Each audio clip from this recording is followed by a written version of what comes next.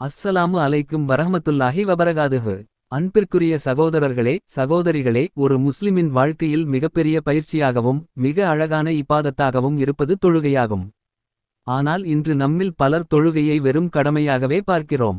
தொழுகையில் கை எங்கே கட்ட வேண்டும், கால்களை எப்படி வைக்க வேண்டும், எத்தனை ரகத்துகள் தொழ வேண்டும், எந்த துஆவை ஓத வேண்டும் என்பதில்தான் அதிக கவனம் செலுத்துகிறோம். இவை அனைத்தும் முக்கியமானவை என்றாலும் குர்ஆன் தொழுகையைப் பற்றி பேசும்போது வேறு ஒரு ஆழமான விஷயத்தை நமக்கு கற்றுத் தருகிறது. குர்ஆன் வெறுமனே தொழுங்கள் என்று மட்டும் சொல்லவில்லை. மாறாக தொழுகையை நிலைநாட்டுங்கள் என்று மீண்டும் மீண்டும் வலியுறுத்துகிறது. தொழுவது ஒரு விஷயம், தொழுகையை நிலைநாட்டுவது வேறு ஒரு விஷயம். இன்று நம்முடைய தொழுகைகளை சற்று சிந்தித்துப் பார்ப்போம். உண்மையில் நாம் தொழுகையில் இருக்கிறோமா?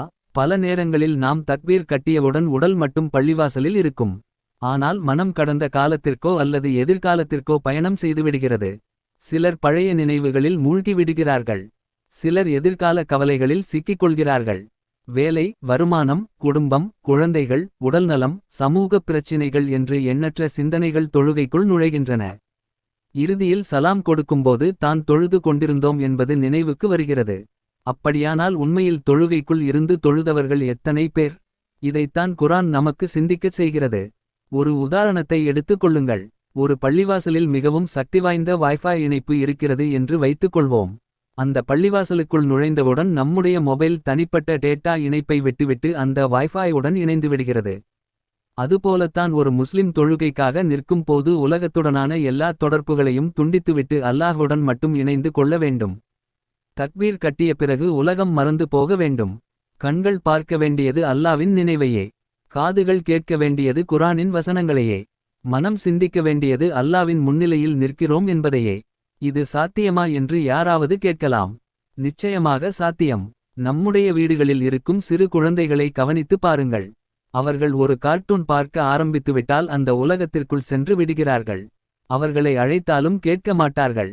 முன்னால் நின்றாலும் கவனிக்க மாட்டார்கள். அவர்கள் முழுமையாக அந்த காட்சிக்குள் மூழ்கி இருப்பார்கள். 4 வயது குழந்தைக்கு இருக்கும் அந்த கவனம் கூட நமக்கு தொழுகையில் இருக்கிறதா என்று நாம் நம்மையே கேட்டுக்கொள்ள வேண்டும். அன்பிற்குரியவர்களே, தொழுகையை வைத்து சண்டை பிடிக்க வேண்டிய அவசியமில்லை. முதலில் நம்முடைய தொழுகையில் நாம் இருக்கிறோமா என்பதை பார்க்க வேண்டும். ஏனெனில் அல்லாஹ் எண்ணிக்கையை எதிர்பார்ப்பதில்லை, தரத்தையே எதிர்பார்க்கிறான். எத்தனை தொழுகைகள் தொழுதோம் என்பதல்ல முக்கியம், எப்படி தொழுதோம் என்பதுதான் முக்கியம். குர்ஆனில் ஒரு வசனம் இருக்கிறது. அதை ஓதும்போது கூட சில நேரங்களில் பயமாக இருக்கிறது. அல்லாஹ் கூறுகிறான், தொழுபவர்களுக்கு நாசம் உண்டாகட்டும். இது மிகப்பெரிய எச்சரிக்கை. தொழாதவர்களைப் பற்றி அல்ல, தொழுபவர்களைப் பற்றித்தான் இந்த எச்சரிக்கை வருகிறது. ஏன்? அவர்கள் தொழுகையை அலட்சியப்படுத்தியவர்கள். தொழுகையின் உண்மையான நோக்கத்தை இழந்தவர்கள். குர்ஆன் வெறும் தகவல்களுக்காக அருளப்பட்ட நூல் அல்ல, அது மாற்றத்தை உருவாக்குவதற்காக அருளப்பட்ட வழிகாட்டி. குர்ஆன் நம்முடைய வாழ்க்கையை மாற்ற வேண்டும், நம்முடைய உள்ளத்தை மாற்ற வேண்டும்.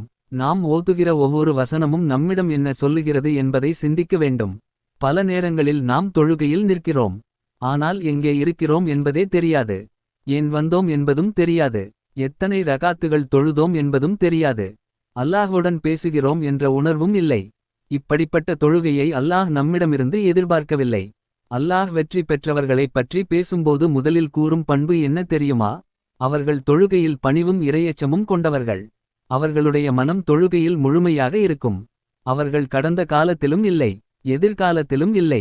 அவர்கள் அல்லாவின் முன்னிலையில் மட்டுமே இருப்பார்கள். நாம் அல்ஹம்துலில்லாஹி ரப்பில் ஆலமீன் என்று ஓதும்போது அது வெறும் வார்த்தைகள் அல்ல. நாம் அல்லாஹ்வுடன் உரையாடுகிறோம். அர் ரஹ்மானிர் ரஹீம் என்று சொல்கிறோம். மாலிகி யவ்மித்தீன் என்று சொல்கிறோம். ஒவ்வொரு வசனத்திற்கும் அல்லாவின் அருள் நம்மை சூழ்கிறது.